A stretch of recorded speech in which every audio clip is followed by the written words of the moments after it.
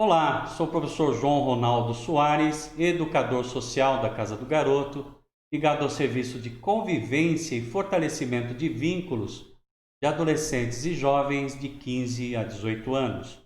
Sejam todos muito bem-vindos à nossa 32ª aula do curso de Almoxarife e Estoquista. Hoje finalizaremos o nosso módulo sobre segurança do trabalho. E para fechar essa aula, nós vamos falar sobre mapa de riscos de acidentes. É uma coisa muito importante que saibamos fazer, porque você pode, em algum momento, vir a trabalhar na CIPA, ou mesmo que não venha fazê-lo, vai saber entender do que a gente vai estar falando, né? Vamos lá? Vamos conhecer o que seria esse assunto? O mapa de riscos. Todo membro da CIPA tem também uma obrigação básica: ajudar a montar um mapa de riscos para alertar seus colegas e o empregador sobre os riscos existentes no ambiente de trabalho. Cópias desse mapa devem ficar penduradas nas paredes de espaços de grande circulação da empresa, mostrando seus departamentos ou setores. Então, nós vamos ter um mapa mostrando dentro da empresa quais são as áreas de riscos e que tipo de riscos você estaria sujeito ao passar por aquelas áreas. É esse o objetivo: mostrar transparência para evitar acidente de trabalho. Vamos ver a seguir como que seria isso. O mapa de riscos. No mapa exposto em cada setor, os membros da CIPA vão desenhar bolas coloridas de tamanhos diferentes, com o objetivo de representar as situações de risco de acidentes ou doenças que existem ali. O mapa deve ser elaborado com base em visitas e observações dos membros da CIPA e em conversas com seus colegas. Break, parada, segurança do trabalho, valor crucial. Episódio de hoje, mapa de riscos. Aí está, um exemplo de um mapa de risco. Não são os técnicos que devem dizer o que colocar no mapa nem o tamanho das bolinhas. O mapa deve sempre representar o que os profissionais de cada área percebem como perigoso ou arriscado em seu trabalho.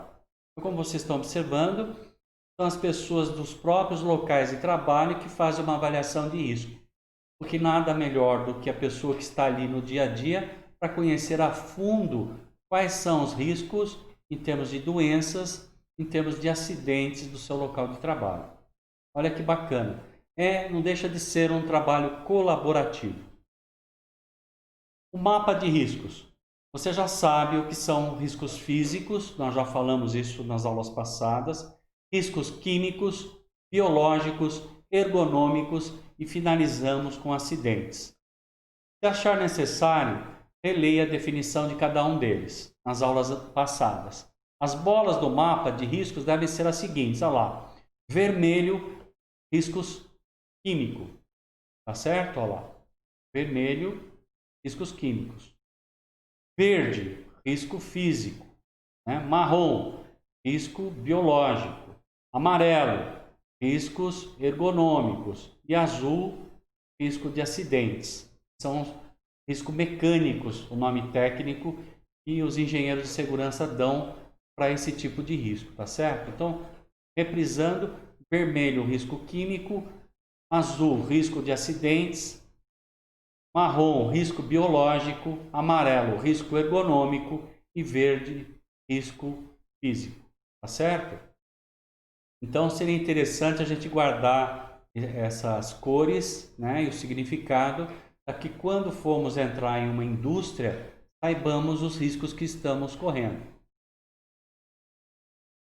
Depois de visitar todos os locais de trabalho, os membros da CIPA discutem em que pontos do mapa colocar as bolinhas e quais as cores e dimensões de cada uma.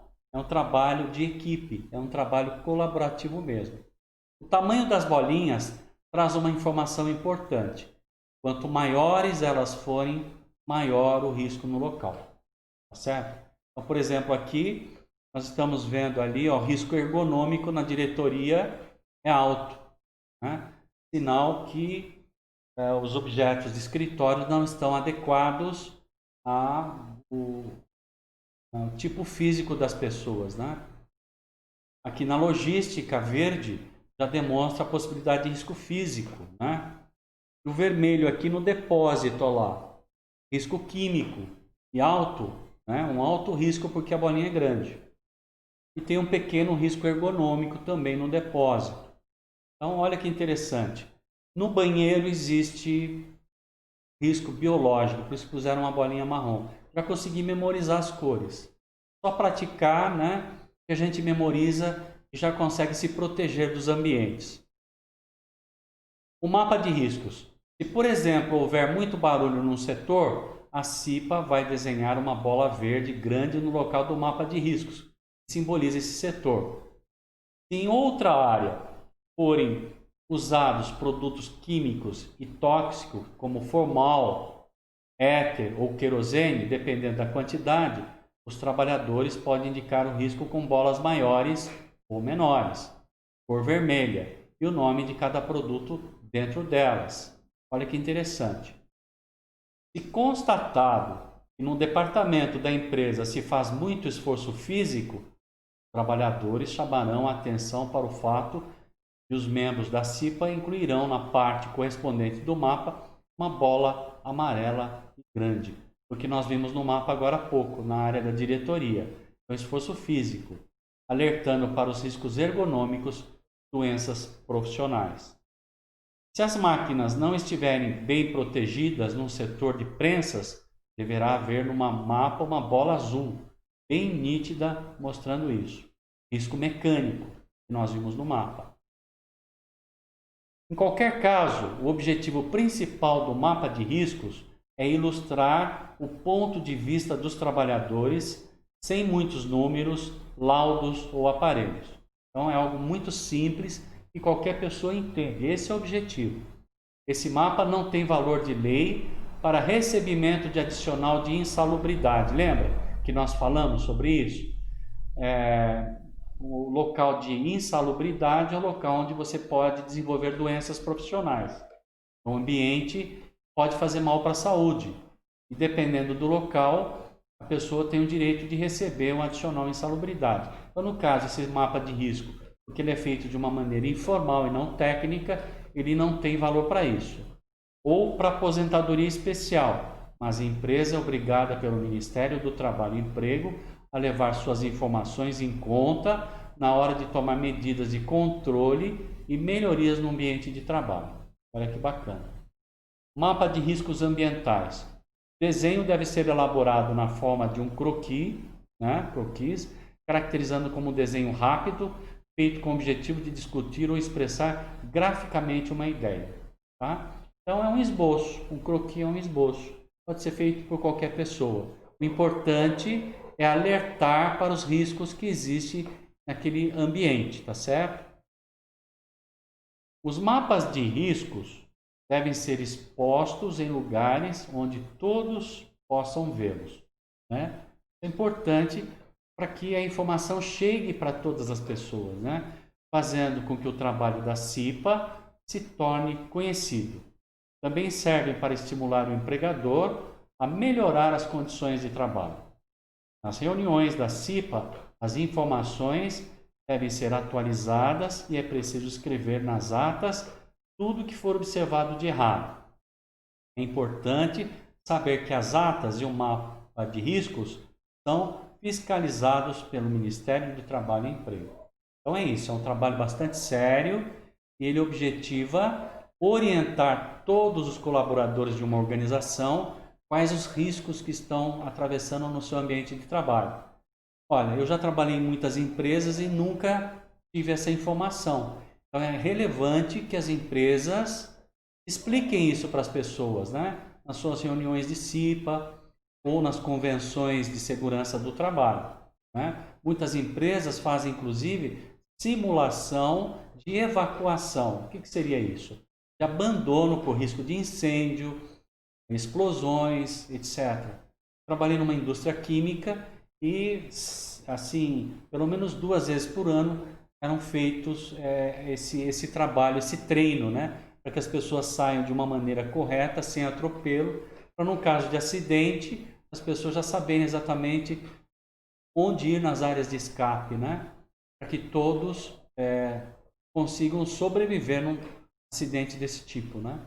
Um grande exemplo de um acidente como esse, que já está fazendo aí quase 20 anos, é aquele ataque terrorista às Torres Gêmeas, né?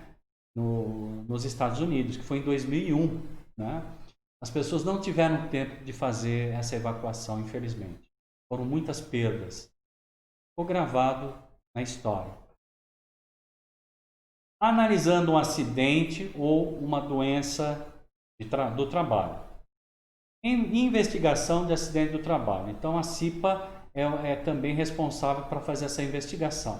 Aconteceu um acidente ou alguém ficou doente no ambiente de trabalho, tem que se descobrir as causas para evitar que esse acidente ou essa doença não venha a ocorrer novamente. Sempre que ocorre um acidente do trabalho ou uma doença profissional, é sinal que houve falha na prevenção e nos cuidados da empresa. A lei diz que a CIPA deve participar da investigação e da análise desses acidentes, para conhecer melhor o que realmente acontece no ambiente de trabalho. É natural que a CIPA tenha que elaborar um relatório, certo? Apontando onde estão as falhas. As falhas podem ser inúmeras, né? Como a gente vai ver aqui, sempre as empresas querem culpar os seus colaboradores por não usar o equipamento de segurança ou descuido. Como vamos ver daqui para frente, os acidentes ocorrem por uma soma de erros, tá certo? E nem sempre é culpa só do colaborador. Então, vamos em frente. As empresas impõem muitas regras do tipo não faça isso, não faça aquilo, mas no dia a dia da produção, muitas vezes os trabalhadores são obrigados a arriscar a própria segurança a fim de atingir as metas que o empregador estabelece. Né? Então, proibido se machucar, é uma charge. Olha a máquina e o operador vai ter que trabalhar. Impossível não se machucar, né? Parece um monstro a máquina. Então é isso. Existe um contrassenso. Você tem que tomar cuidado contra acidentes, mas você ganha por produção, você não pode perder tempo, né? E aí fica difícil. Então, é isso que nós estamos questionando aqui. Os trabalhadores raramente podem contar com todos os equipamentos corretos em bom estado de funcionamento e nem sempre têm tempo suficiente para executar sua tarefa com segurança e cuidado, por causa da necessidade de fazer rápido o trabalho para dar produção e poder ter o seu salário de sustento no fim do mês. Né? Porém, quando há um acidente, é muito comum a empresa tentar culpar a vítima, dizendo que o trabalhador acidentado foi quem desobedeceu as regras, cometeu um ato inseguro. O que é um ato inseguro? É um ato displicente, né? É uma atitude que provoca um acidente. Por exemplo, eu vou operar uma máquina, né? E de repente conversando com outra pessoa. Eu estou praticando um ato inseguro. Eu não estou prestando atenção no que eu estou fazendo. Né? Ou então, eu estou na máquina e com o celular na mão ao mesmo tempo. Né? É um ato inseguro. Não dá para fazer as duas coisas ao mesmo tempo. Posso me acidentar. Então, as empresas costumam culpar os empregados como causadores dos acidentes. Mas essa ideia está ultrapassada em todos os estudos mais modernos sobre acidentes nos locais de trabalho. Como a gente vai ver, quando ocorre um acidente, são a soma de vários componentes que geram um acidente. Né? O caso de a queda de um avião. Quando um avião cai, normalmente se faz uma análise da caixa preta, chega à conclusão de que foram uma soma de fatores que geraram um acidente. Né? A mesma coisa acontece no dia a dia. E ali nós temos uma charge, né? O patrão gritando com o subordinado. Você sabe que isso daí é crime, né, gente? É assédio moral, passível de processo trabalhista. Os acidentes não acontecem por uma única razão. mas decorrem de vários fatos que um após o outro levam a consequências sérias. Como é o caso da queda desse operário na construção civil. Caiu da escada. Imagine, né? Muitos fatores poderiam ter ocasionado esse acidente. O piso escorregadio, né? Pressa em executar a operação, a escada não tem o tamanho adequado, né? O improviso no ambiente de trabalho, a pressa, a pressão do chefe, tem N fatores. E é isso que um acidente de trabalho deve ser avaliado e por isso que a Comissão Interna de Prevenção de Acidentes deve acompanhar. Lembram que a Comissão Interna de Prevenção de Acidentes é feita pelos próprios funcionários da empresa, é eleito pelo próprio trabalhador. Então eles representam o próprio empregado, né?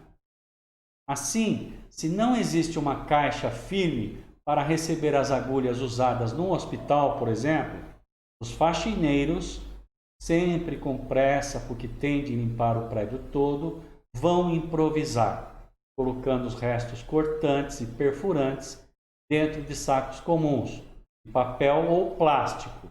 Isso acaba expondo os responsáveis pelo transporte do lixo a cortes e perfurações por material contaminado por vírus e bactérias.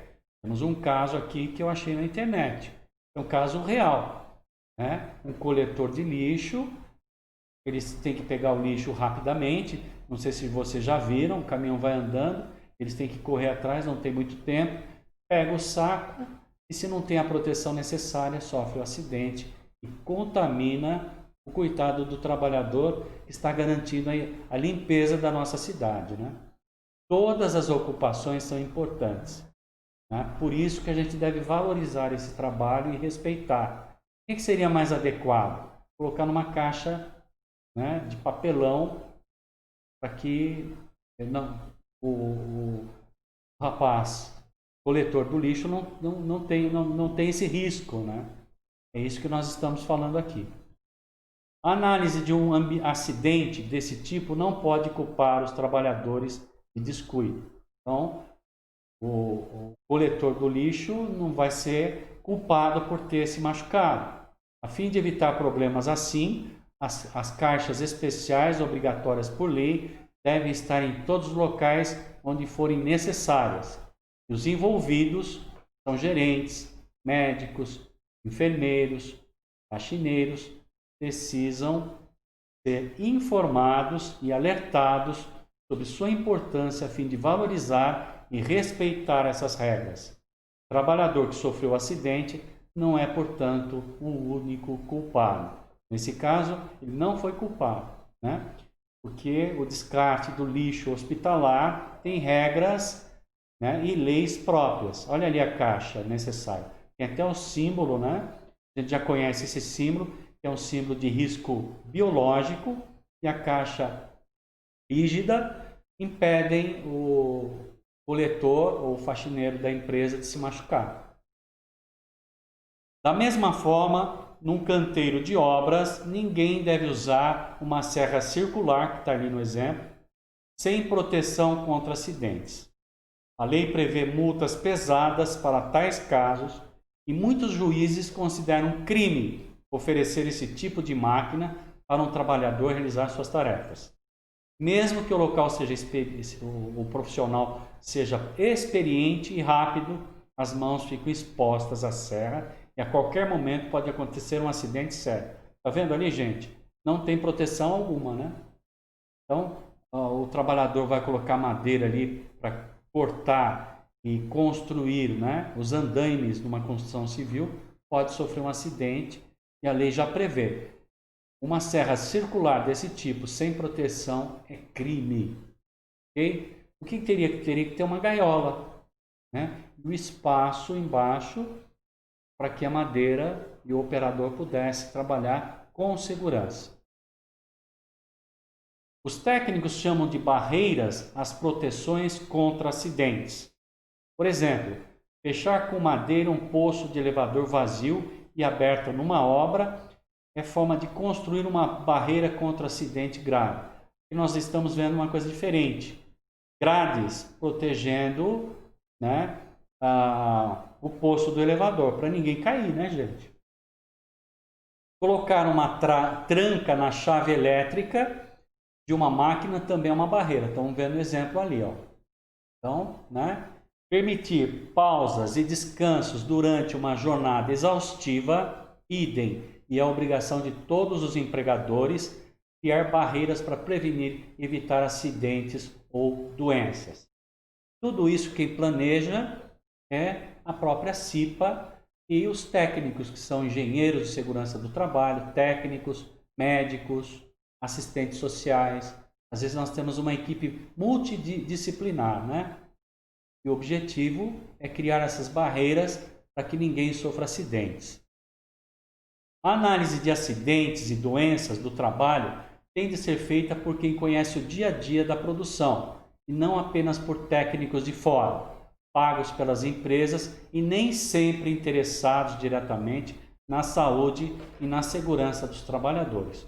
É uma crítica aí. O trabalhador sofreu um acidente, quem vai fazer a análise das causas é a própria Comissão Interna de Prevenção de Acidentes, nunca alguém de fora. Na Itália, trabalhadores e sindicalistas, já na década de 70, século passado, tinham como lema não transferir a responsabilidade e o cuidado de sua saúde e segurança para os técnicos, mesmo que fossem médicos ou até fiscais do governo. Por que será? Eles sabiam, desde aquele tempo, que quem precisa lutar contra a exploração dos maus empregadores, as condições ruins de trabalho e a falta de segurança são os próprios trabalhadores. E nós estamos vendo um movimento atual dos entregadores, né, de alimentos, de refeições, exigindo melhores condições de trabalho.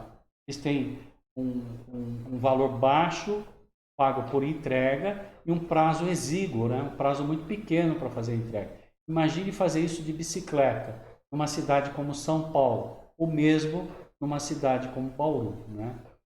Então, são os próprios trabalhadores que se organizam para exigir as melhores condições de trabalho.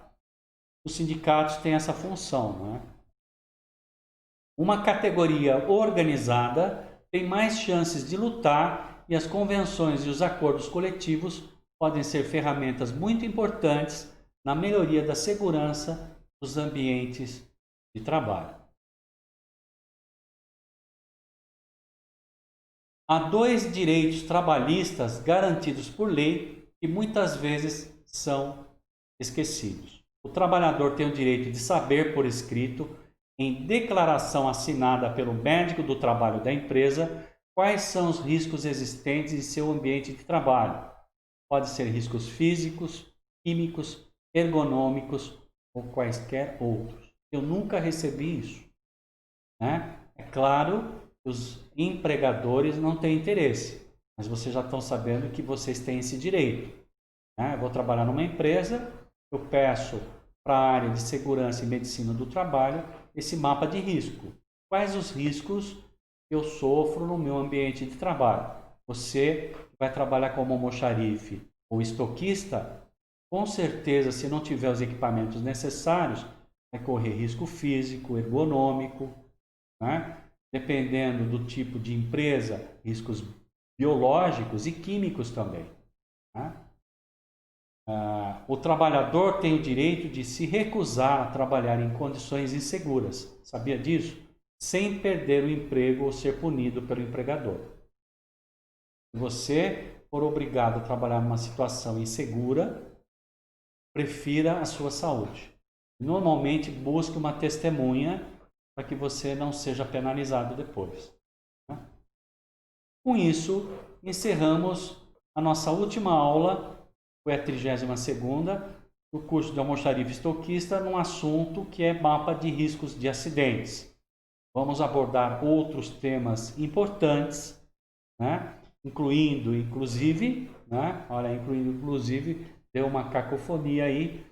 Vamos orientar todos vocês a como montar o currículo, tá certo?